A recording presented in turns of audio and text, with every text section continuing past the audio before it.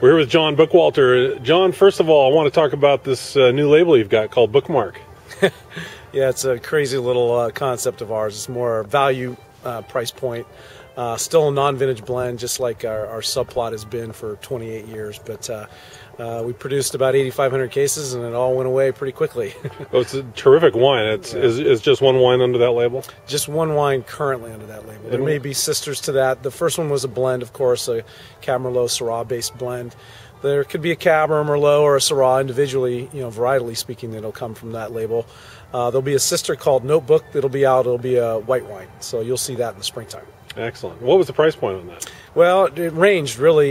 We were selling it here by the case for $96 at first, and then basically went between $10 and $15. I think you'll still find it in the stores right now for around $12, so it's a super bottle of wine for $12. Wow. What are the fruit sources? All over the place? So mostly Columbia Valley. It was 70% our fruit sources and then 30% Goose Ridge. Oh, okay. Yeah.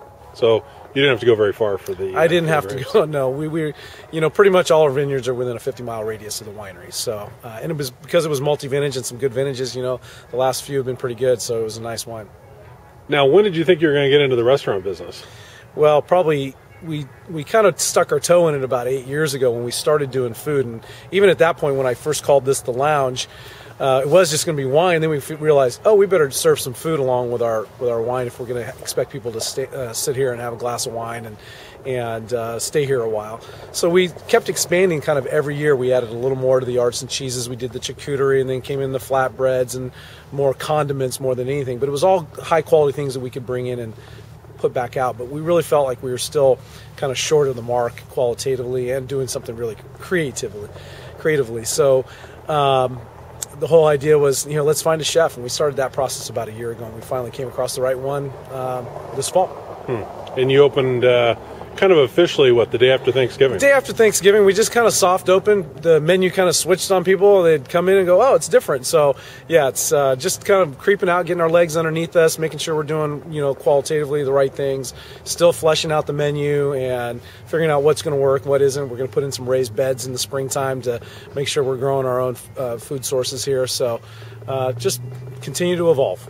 And speaking of food sources, you're pretty excited to do this basically in the breadbasket of the Pacific Northwest. Well, I think, as I've always joked, you can grow it, fish it, hunt it, and maybe even run over it right here in a pretty close radius. And so I think just to take advantage of that incredible food source is something we need to do.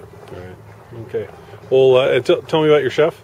So Kristen Swaggart, she's a local, grew up around here, was a stay-at-home mom. This is a second career for her. She just decided one of her son had a food allergy, so she just really started getting into cooking for him, and then decided to become a full-on chef. Took classes down in Walla Walla, won some big national awards, and she just loves to cook. So it's a perfect fit for us. And how's the reaction been from the community? It's been great. It's been great. Like I said, we've soft opened it, but business has been good, and I think people have been really excited about the food she's put out. Excellent. Well, let's meet her. Let's do it.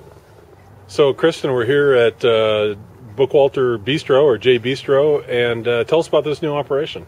Well, we have a new bistro open, a new bigger kitchen so that we can offer small plates, more chef-driven dishes as opposed to just cheese plates. We do have great cheeses and meats and all that good stuff that goes with wine, but now it's a larger size kitchen. We remodeled it. It's pretty cool, and more of a bistro.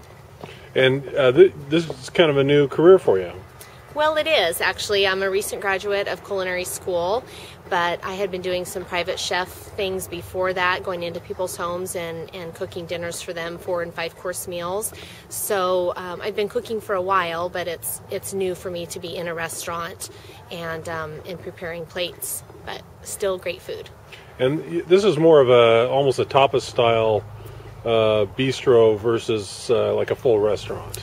Yeah, in some sense, it's not a traditional restaurant in the sense that you sit down and have courses and then your meal is over. We really wanted to make people feel that they're welcome to stay and continue to try the food, so it's more small plates. Very satisfying still, but they are definitely smaller plates than a traditional entree that you would get. And you kind of have a wide range, everything from empanadas to these fantastic paninis. Tell me about the paninis, because that might be my favorite thing on the menu. Okay. It took me by surprise that it was so popular. I actually thought of it in the middle of the night. It's a delicious jalapeno bagel that comes from a local bakery, Burmeister Bakery, and I put a really good pastrami, beef pastrami on there with an extra sharp cheddar and an onion aioli that I make using caramelized onions. It's about a 2-hour process to make this batch of onions that I make. And I don't know, very simple, 4 ingredients, but the combination is really fabulous. What's been the reaction to customers here?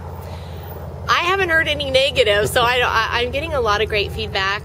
People are excited that they have more options when it comes to eating, and then the fact that the food is made from scratch. It's like homemade. So I really have got a lot of positive feedback, and I'm really grateful and humbled by the whole experience. People are coming back day after day. They're coming back week after week and wanting to have the food again. So from my end, it's been really positive. And you're really focusing on local ingredients as much as possible. As much as possible, which is a little bit challenging for this particular season. I'm using as much local as I can, but I'm really looking forward to spring so that I can start to use even herbs that are local, as many fruits and vegetables as possible, and the menu will be largely driven by what's available right here. I suppose starting kind of during the holidays makes it a little bit easier because you can kind of start with a little bit smaller audience and build up. Well, I thought that would be the case. We've booked a lot of holiday parties, and so we've actually had a fuller house than we expected, which is a great problem to have. Right. Yeah. Well, Kristen, thanks very much. I think we'll come in the kitchen and watch you work a little bit. Appreciate it. All right. Thanks. Thanks.